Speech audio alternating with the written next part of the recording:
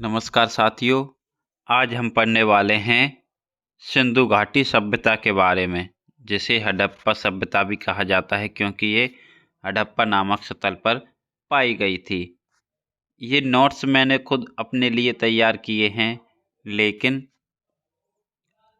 आप लोगों के साथ शेयर करने से पहले मैं इनको आपको समझा देना चाहता हूँ और फिर उसके बाद आपको ये PDF भी मिल जाएगी।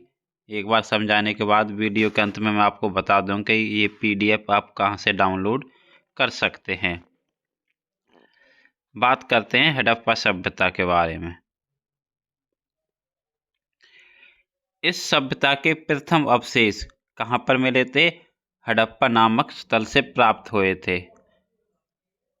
जब कोई चीज की उम्र पता लगाई जाती है या फिर उसका काल समय पता लगा जाता है तो उसके लिए कार्बन डेटिंग पद्धति का प्रयोग किया जाता है। उसकी तिथि के अनुसार इसकी जो काल माना गया है वो 2350 ईसा पूर्व से लेकर 1750 ईसा पूर्व माना गया है। हड़प्पा सभ्यता को भारतीय उपमहाद्वीप की प्रथम नगरीय क्रांति माना जाता है क्योंकि इसमें क्या है, नगर पाए गए थे। जब इस खुदाई हुई तो वहां पर छोटे छोटे शहर पाए गए।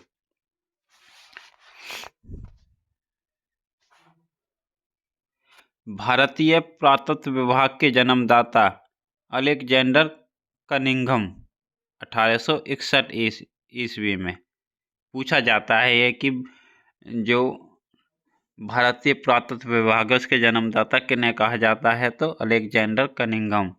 भारतीय पुरातत्व विभाग की स्थापना का श्रेय किसे दिया जाता है? जिसने इसकी स्थापना की विभाग की वो है लॉर्ड कर्जन। हड़प्पा सभ्यता कांस्य युगीन सभ्यता थी। मीन्स हड़प्पा सभ्यता में कौन सी धातु का प्रयोग किया जाता था? कांस्य धातु का, कांस्य का। हड़प्पा सभ्यता की सीमाएं कहां से कहां तक फैली हुई थी? मांडा, मांडा कहाँ है आपका? जम्मू कश्मीर में चिनाब नदी के किनारे। इसकी आकृति कैसी थी? ये बहुत बार पूछा गया है परीक्षा में। त्रिभुजाकार। ये इसकी उत्तर की सीमा है। यदि हम बात करें पश्चिमी सीमा की तो दासक नदी तक सुख्तकोंडोर बलूचिस्तान। बात करें हम पूर्वी सीमा की तो हिंडन नदी आलमगीरपुर मेरठ में, और दक्षिण में यह फैली हुई थी गोदावरी नदी तक अहमदाबाद महाराष्ट्र में। इतिहास का जनक हेरोडोटस। हड़प्पा सभ्यता या सिंधु घाटी सभ्यता, नगरीय सभ्यता या कांस्य युगीन सभ्यता, ये सब इसके ही नाम हैं। सिंधु सभ्यता की दुनिया में सबसे पहले जानकारी किसने दी थी? 1826 ईस्वी में चार्ल्स मैसन ने। पूछा जाता है ये 1856 में Ranchi to Lahore rail line बिछाते समय कुछ तत्व अवशेष मिले थे। आपको पता होगा कि जो मुंबई और थाने के बीच जो पहली लाइन बिछाई गई थी, उसके अलावा रांची और लाहौर के लिए जो रेलवे लाइन बिछाई जा रही थी, क्योंकि ये आज़ादी से पूर्व की बात है तो लाहौर तब भारत में ही था, तो उस रेलवे लाइन की खुदाई के समय कुछ अवशेष प्राप्त हुए थे। हड़प्पा सभ्यता का एरिया कितना था? लगभग कितने वर्ग में फैली हुई थी ये? 12,99,600 वर्ग किलोमीटर में। लगभग 13 लाख वर्ग किलोमीटर आप इसे कह सकते हैं। हड़प्पा सभ्यता की लिपि कौन सी थी? तो ये भावचित्रात्मक लिपि थी। भावचित्रात्मक लिपि। और इस लिपि में कैसे दाएं से बाएं लिखते थे? अभी हम क्या है, बाएं से दाएं लिखते हैं, लेकिन इस लिपि में जैसे आज भी उर्दू में लिखा जाता है कि दाएं से बाएं लिखते थे। सिंधु घाटी सभ्यता में इनके संकेत नहीं मिले। किसके संकेत नहीं मिले? तलवार, घोड़ा और गाय। सुतकोटा गुजरात में केवल घोड़े की हड्डी मिली है। वहां पर ये प्रश्न पूछा जाता है कई बार, क्योंकि ये अपवाद है, क्योंकि कहीं भी तलवार, घोड़ा, गाय के कोई अवशेष नहीं मिले हैं। ऐसे संकेत नहीं मिले हैं कि उस समय वो गाय, घोड़ा, तलवार आदि का प्रयोग करते थे। लेकिन सुतकोटड़ा नामक एक जगह है गुजरात में, वहाँ पर घोड़े की जो हड्डी है उसके अवशेष जरूर मिले हैं। हड़प्पा सभ्यता में जो मनोरंजन करने के साधन हैं वो क्या होते थे? पासा, जिसे आप चौपड़ बोलते हैं, पशु पक्षियों को आपस में लड़ाना और मछली पकड़ना, ये मनोरंजन के साधन थे।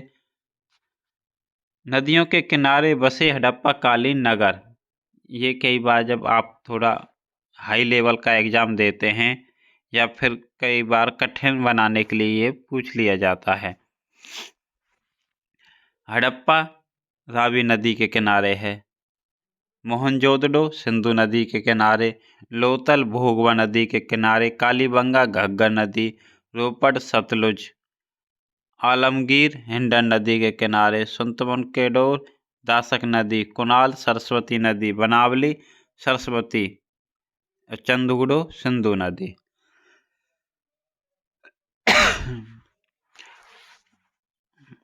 ये हैं प्रमुख स्थल, ये प्रमुख स्थल हैं।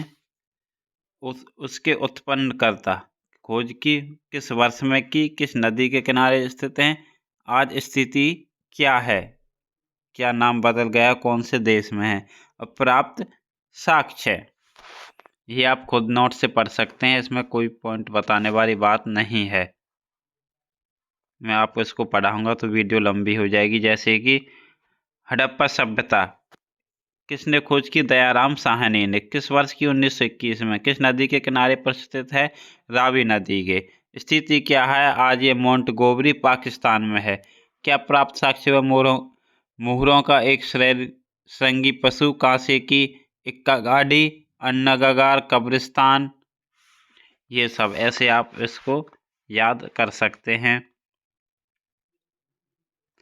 बात करें हड़प्पा सभ्यता की, वर्तमान में कहाँ है?